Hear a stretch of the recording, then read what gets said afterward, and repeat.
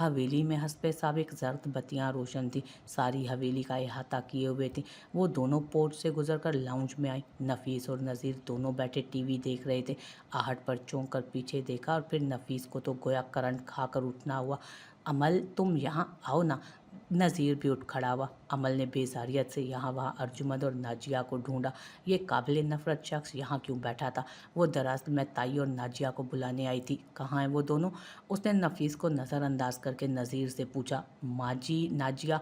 उसने दोनों को आवाज़ें दी। आओ ना अमल, बैठो। नफीस ने फिर पेशकश की। नो थैंक्स, बस आप नाजिया और चची को बुला दे, मैं उन्हें लेने आई हूँ। आज ढुल्की है और कल से भाजी और निसार भाई की रस्में शुरू हो जाएंगी, तो उनका वहाँ होना लाजमी है। आप ज़रा जल्दी बुला दें उन्हें। उसने रुखाई से कहकर नफीस की जानिब देखा तो उसका चेहरा बुझ गया। अलबत्ता नाजिया ऊपर रीलिंग से झांकी। अमल, उसने चेहरा उठाया। चलो ना यार, बीजान बुला रही हैं तुम्हें, और चची को भी। नज़ीर माँ को कमरे में बुलाने गया। अच्छा ना, मुझे तैयार तो लेने दो। आ जाओ ऊपर, पहले मैं तैयार हो जाऊँ, फिर साथ चलेंगे। बेटा, पता है मुझे तुम कितनी जल्दी तैयार होती हो। मैं ताई को लेकर जा रही हूँ, तुम बाद में आती रहना। उसने अर्जुमंद को जीनों से उतरते देखकर कहा। वो शायद नमाज पढ़ रही थी। उनका दुपट्टा अब तक चेहरे के गिर्द लिपटा था। चलें ताई, आ जाएं। और तुम भी जल्दी आना नाजिया, तैयार होकर, दोबारा ना आना पड़े मुझे तुम्हारे लिए। उसने ताई को जैसे ही कंधों से थामा, उन्होंने उसका हाथ झटक दिया। अमल तो अमल, लाउंज में खड़ा नफीस और ऊपर से झांकती नाजिया भी शुश्तर रह गई।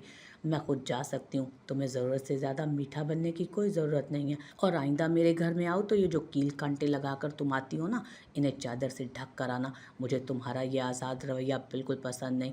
ये लड़कों का घर है। क्या तुम्हें किसी ने ये नहीं सिखाया कि किस तरह दूसरों के घर जाया जाता है? एक सेकंड के लिए पूरी हवेली में सन्नाटा छा गया। अमल को लगा कि वो दूसरा सांस नहीं ले पाएगी और ना हिल पाएगी। उसके अंदर एक साथ बहुत से आंसू जमा हुए। चेहरा शर्मिंदगी से सूख पड़ गया। ताई, आप ऐसे? बस बस, अब मैं ज़्यादा बहानेबाजियों की ज़रूरत नहीं है मेरे सामने। जैसे हमें तो समझ ही नहीं आता ना ये सब। सर झटक कर वो बाहर की जानी बोली तो पत्थर हुई। अमल की आंख से आंसू टपक कर उसके कदमों में गिरा। नाजिया फ़ौरन नीचे आई। अमल, अमल, माजी का ये मतलब? मगर उसमें अब कुछ भी और सुनने की सकत नहीं थी। आंसू हाथ की पुछ से साफ करती वो भागती हुई बाहर निकलती चली गई। नूरा भी घबरा कर उसके पीछे भागी। ये क्या हो गया था माजी को? पहले तो अमल अमल कहते थकती नहीं थी। नफीस ने नासमझी से नाजिया को देखा तो उसने मुस्कुराकर कंधे झटके और लाइल्मी का इजहार करते तैयार होने के लिए चली गई। वो जब दरवाजे से वापस पलटी तो आंसू रोकने की कोशिश में पूरी तरह हाँफ रही थी। दुपट्टा ढलक कर हाथों पर गिरा था और आंखें आंखें सुर्ख मुतवर्रम हो रही थी। दूर खड़ा वली बुरी तरह चौंका। वो रो क्यों रही थी? क्या नफीस ने कुछ? और सोचते ही उसके दांत जम गए, नज़रें सपाट हो गई। नूरा अब खड़ी उसे संभाल रही थी, मगर अमल से संभलना बहुत मुश्किल हो रहा था।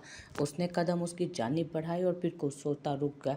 यूं उसके पास जाना बिल्कुल भी दुरुस्त नहीं था। वो बेबसी से बालों में हाथ फेर कर वहीं खड़ा रह गया।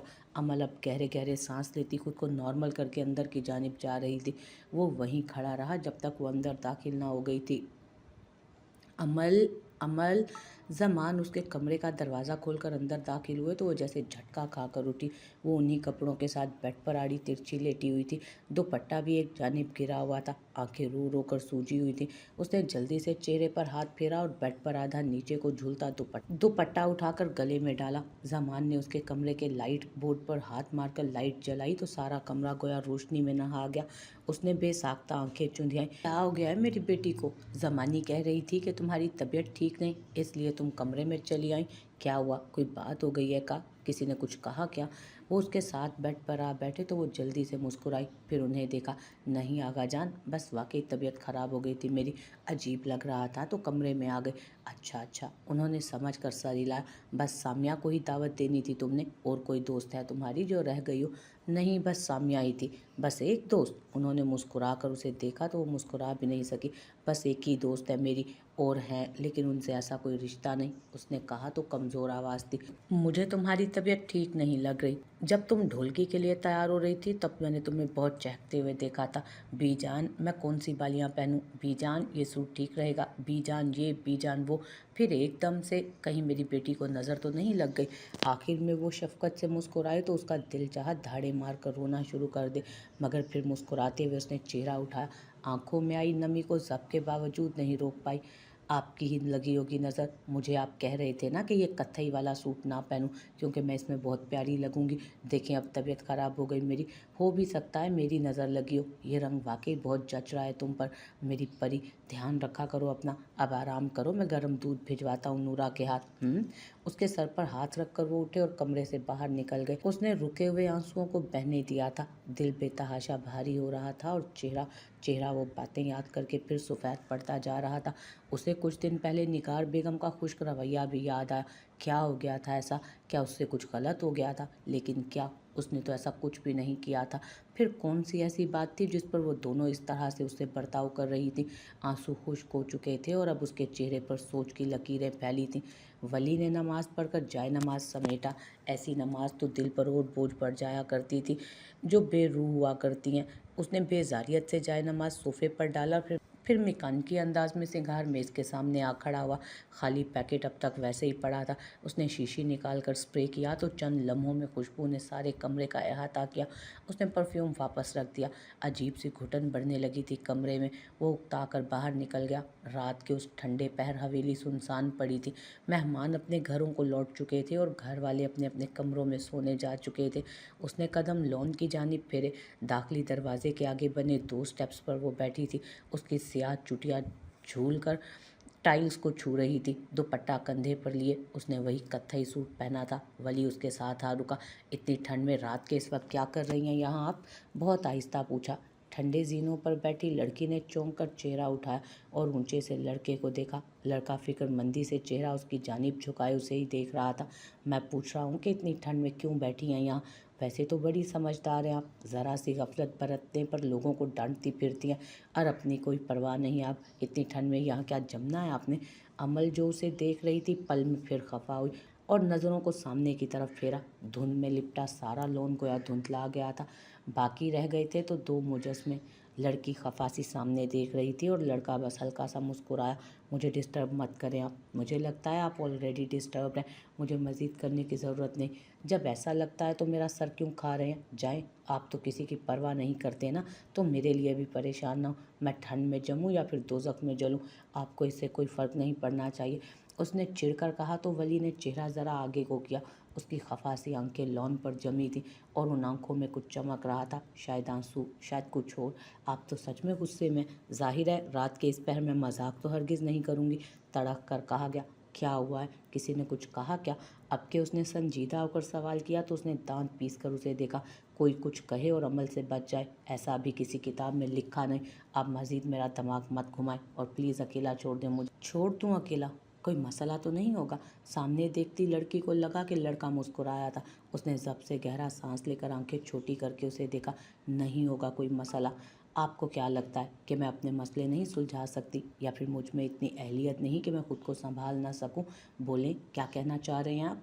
मैंने कब कहा कि आप खुद को नहीं संभाल सकती? मैं तो बस इतना कह रहा हूँ कि रह लेंगी मेरे बगैर। जी रह लूँगी आपके बगैर। वैसे भी आप हों या ना हो क्या फ़र्क पड़ता है? जब मुझे अकेले ही रोना है, अकेले ही सहना है तो फिर आपकी भी कोई ज़रूरत नहीं है मुझे।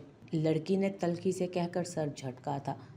आंसू साफ नहीं कर सकता क्योंकि उसका हक नहीं है मेरे पास। मैं तो बस इतना कह रहा था कि रह लेंगी मेरे बगैर। जी रह लूँगी आपके बगैर। वैसे भी आप हो या ना हो क्या फ़र्क पड़ता है? जब मुझे अकेले ही रोना है, अकेले ही सहना है, सब जा सकते हैं आप। लड़की ने तल्खी से कहकर सर झटका था। आंसू साफ नहीं कर सकता क्योंकि इसका हक नहीं रखता मैं। हाँ, आंसू देने वाले की चमड़ी ज़रूर उधेड़ सकता हूँ। बताएं किसने रुलाया है आपको? मैंने कब कहा कि मैं रो रही हूँ? उसने बहुत से आंसू अंदर उतार कर चेहरा उठाया तो वली मुस्कुराया। उफ, क्यों मुस्कुराता था वो ऐसे? अमल को लगता था वो पिघल जाएगी। कहा तो मैंने भी नहीं है, रोने की बात तो आपने की थी। वैसे भी जो आंसू बाहर नहीं गिरते वो आंखों को सुर्ख कर जाया करते हैं। क्या आप जानती हैं कि आपकी आंखें इस वक्त कैसा मंजर पेश कर रही हैं? वो पलकें झपकाती उठी थी। सिल्क की कमीज फिसल कर पैरों से ज़रा ऊपर तक गिर पड़ी। सिल्वर की सिक्कों वाली बालियां हलकोरे लेने लगी। वली ने उसकी हश्र सामानियों से निगाह चुराई। बिल्कुल ठीक है मेरी आंखें। क्या हुआ इन्हें? उसने शहद रंग आंखें उस पर जमाई तो वली हल्का सा हंस दिया। फिर नफ़ी में सर हिलाया। मैंने तो जस्ट एक बात कही थी। क्या वाकई आपने अपने अंदर आंसू उतारे हैं? उफ, कोमल के कानों से धुआं निकलने लगा। ये लड़का ना अब मार खाएगा उससे। वली, बहुत शुक्रिया मेरा सारा मूड गारद करने के लिए और बहुत शुक्रिया आपकी मदद का। कि मैं 2 घड़ी यहाँ ठीक से बैठ भी नहीं सकी। भाड़ में जाएँ आप और आपकी हमदर्दी। रो क्यों रही थी आप? वली की बहुत संजीदा आवाज़ ने उसके कदमों को रोक लिया। उसने पलटकर उसका चेहरा देखा। वो बहुत गौर से उसका चेहरा जाँच रहा था। कब रो रही थी मैं? अमल, मैं कुछ पूछ रहा हूँ। हवेली आने के बाद क्यों रो रही थी आप? किसी ने कुछ कहा आपसे? और जब वो उसे ऐसे देखता था तो उसे ऐसे लगता था सब जान ही लेगा। वो ताई अम्मी ने बहुत बुरी तरह से बात की थी मुझसे, आहिस्ता से कहा तो वली ने उसके झुके सर को अफसोस से देखा। इंसान कभी नहीं बदला करते, कभी भी नहीं। तो इसमें रोने वाली क्या बात थी? बहुत नर्म इस्तफसार किया गया। उन्होंने मुझसे कभी ऐसे बात नहीं की वली, कभी भी नहीं। उन्होंने मुझे बहुत गलत कहा। मुझे तो समझ ही नहीं आ रहा कि उन्हें क्या जवाब दूँ। इसीलिए आप रोने लगी। उसने उसकी बात काटी तो उसका सर कुछ और झुका। जाएं अपने कमरे में, और आइंदा अगर आपसे कोई ऐसे बात करे तो समझा करें कि आगे वली है और उन्हें सीधा कर दिया करें। जैसी खुश अखलाकी के साथ मुझसे पेश आती हैं उनसे भी ज़रा पेश आएँ। सच बता रहा हूँ, आइंदा भूले से भी बात नहीं करेंगे आपके सामने। वो एकदम ज़ोर से हंस पड़ी। वली उसे देखता मुस्कुराया। आपको बुरा लगता है मेरा ऐसे बात करना? अब कि हमारी लड़की आसमान पर दमकते चांद की मानिक चमक रही थी। नहीं जी, मैं घंटों घंटों इंजॉय करता हूँ उन इज्जतदार लम्हात। वो और हंस दी। आइंदा ख्याल रखूंगी। उसने मुस्कुराहट दबाकर चेहरा उठाया। वो उससे लंबा था। चले, मैं कोशिश करूंगा यकीन करने की इस बात पर। आप जाएं अपने कमरे में, ठंड बहुत बढ़ गई है बाहर। उसने हाथों को लपेटते कहा तो अमल को सर्दी का एहसास हुआ। वली की मौजूदगी ने गोया हर शय पर पर्दा डाल दिया था। हर शय पस मंजर में चली गई थी। कोई इतना खूबसूरत भी हो सकता है? उसने अपनी आंखों में उसे कैद करते सोचा, फिर संभली। आप भी जाएं कमरे में, बाहर बहुत ठंड हो रही है। और फिर पलट गई। वो वहीं खड़ा उसे जाता देखता रहा और फिर उसके कमरे के पार गुम हो जाने के बाद अपने कमरे में चला आया। कत्थई जोड़े वाली लड़की तो चली गई मगर साथ उसे भी अपने साथ ले गई थी। कमरे में आकर उसने दरवाज़ा बंद किया और फिर राइटिंग टेबल तक आते उसकी नज़र ड्रेसिंग टेबल पर पड़े तोहफे पर गई तो वो हल्के से मुस्कुराया। कमरे में अब तक परफ्यूम की खुशबू रची बसी थी। दूसरी जानिब वो मुस्कुराती हुई बिस्तर पर लेटी उसके जवाबात से महसूस हो रही थी। थोड़ी देर पहले वाली तंगी का शायबा तक आसपास न था। उसे खुद पर भी गुस्सा आया। अगर ताई ने उसे ऐसा बोल भी दिया तो कम से कम उसे यूं रो कर नहीं भागना चाहिए था। उसे पूछना चाहिए था कि वो उसे ऐसे क्यों कह रही थी। कोई वजह तो होगी ना उनके इस रवैये की, कुछ तो होगा ना। आइंदा वो कभी इस तरह भाग कर नहीं आएगी। उसने जब कुछ किया ही नहीं तो डरना कैसा, समझ कर पुरसकून होती। वो अब करवट लेकर लेटी तो वली छम से सामने आया। एक मसले से तो जान बच गई थी मगर अब वो उससे कैसे बचेगी जो अब सारी रात उसको जगाने वाला था। उसका वो क्या करेगी? क्या पता वो भी जाग रहा हो और हो सकता है वो भी मुझे याद। इस सोच पर बेकल होकर बिस्तर पर उठ बैठी। उफ, खिफ़्फ़त से आंखें ज़ोर से मींची। नहीं, ऐसा नहीं सोचते अमल, बुरी बात। मगर उसे अपना चेहरा कानों की लुओं तक तपता महसूस हुआ। उसे पता था, बगैर देखे पता था कि वो ब्लश कर रही है। उफ नहीं। उसने हाथों से चेहरा छुपाया और सर नफ़ी में हिलाया ज़ोर से। नीचे वो मुस्कुराकर सर झटकता राइटिंग टेबल के सामने लगी कुर्सी खींच कर बैठा। फिर सामने रखा एक सुर्ख जिल्द वाला फोल्डर खोल लिया। नूराबाद वाली ज़रई ज़मीन के कागजात। उसने गहरा सांस लेकर असगर को फ़ोन किया और फिर चंद लम्हे कुछ सोचता दूसरी जानिब जाती घंटी को सुनता रहा। तकरीबन तीसरी घंटी पर फ़ोन उठाया गया तो उसे असगर की मसरूफ़ आवाज़ सुनाई दी। कहो वली। असगर, मैं एक मसले में फंस गया हूँ। उसने हाथ में पकड़ा कलम घुमाते हुए कहा तो दूसरी जानिब असगर मुतवज्जो हुआ। कैसा मसला? उसकी आवाज़ ईयरपीस में उभरी तो वली चंद पल सोचता रहा, फिर बोला, आपका दुश्मन आपसे ताकतवर हो और ताल्लुकात भी रखता हो। फ़िलहाल पावर सीट का भी मालिक हो और उसके पास आप पर हमला करने का ठोस जवाब भी मौजूद हो। अगर तब भी खामोश रहे तो ऐसी खामोशी को क्या समझना चाहिए? दूसरी तरफ से असगर ने गहरा सांस लिया।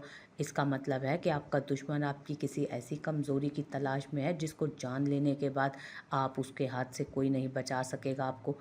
उसके हाथ से आपको कोई नहीं बचा पाएगा। वो इंतज़ार कर रहा है सही वक्त का, तुम्हें ऐसी जगह ज़रब लगाने का जहाँ पर ज़ख्म लगने के बाद तुम कभी ना संभल पाओगे। वली तल्खी से मुस्कुराया। और अगर मुझे अपनी ऐसी कोई कमज़ोरी नज़र ना आ रही हो तो इसका क्या मतलब होगा?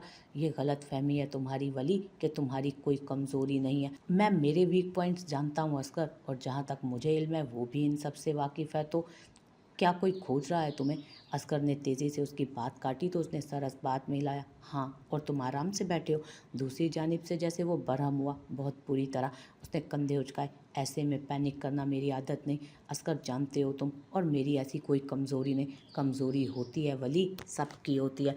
आगे वाले ने फिर उसकी बात काटी। मुझे एक बात परेशान कर रही है कि वो क्या ढूंढना चाह रहा है। मेरा माजी उसके सामने खुली किताब की तरह है। वो ये तक जानता है कि मैं किसकी औलाद हूँ। उसे सब मालूम है असगर, सब कुछ, लेकिन वो खामोश बैठा हुआ है और मुझे उसकी खामोशी हजम नहीं हो रही। तुम्हारी कमज़ोरी है वली, लेकिन तुम नहीं जानते उसे।